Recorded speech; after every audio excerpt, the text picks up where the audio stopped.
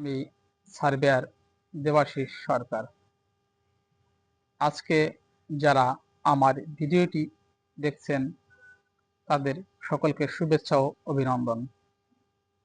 আজকের মূল আলোচনা বিআরএস খতিয়ান ও আরএস খতিয়ান নিয়ে। বাংলাদেশে বিডিএস কার্যক্রম চালু হতে যাচ্ছে বা চালু হচ্ছে।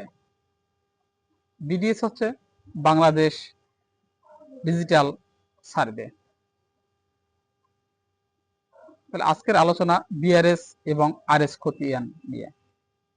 বিআরএস হচ্ছে বাংলাদেশ ডিভিশনাল সার্ভে, অর্থাৎ বিআরএস খতিয়ানে উল্লেখ থাকবে বিআরএস অথবা বাংলাদেশ ডিভিশনাল সার্ভে।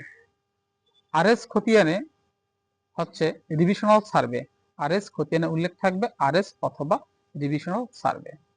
বিআরএস খতিয়ানটা থাকে ডানে বামে লম্বালম্বি, আরএস খতিয়ানটি থাকে উপরে নিচে লম্বালম্বি।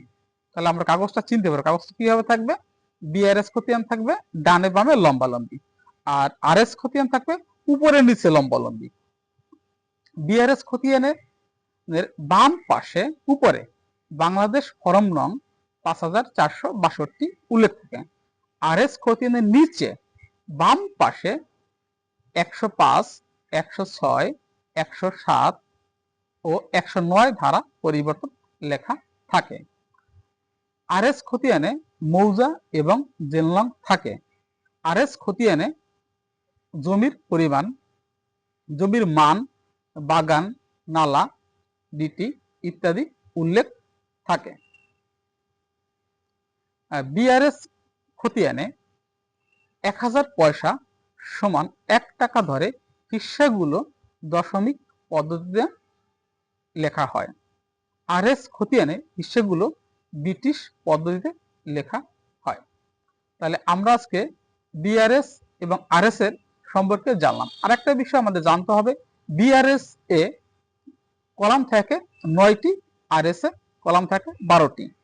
তাহলে বিআরএস এবং আরএস খতিয়ান সম্পর্কে আশা করি আমরা বুঝতে পেরেছি, কাগজটা কিভাবে চিনবো আমার ভিডিওর মাধ্যমে তা প্রকাশ করা হলো।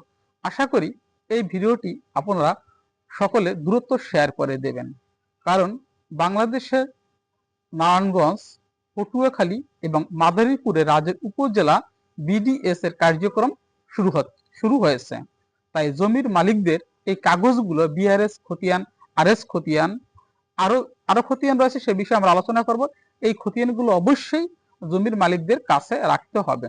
যে কোনো সময় আপনার এলাকায় জমি মাপকারী দল প্রবেশ করতে পারে, তখন এই কাগজগুলো দেখতে চাবে, যদি না দেখাতে পারেন সমস্যা হবে। তাই দয়া করে কাগজগুলো রেডি রাখেন এবং কাগজগুলো চিনুন।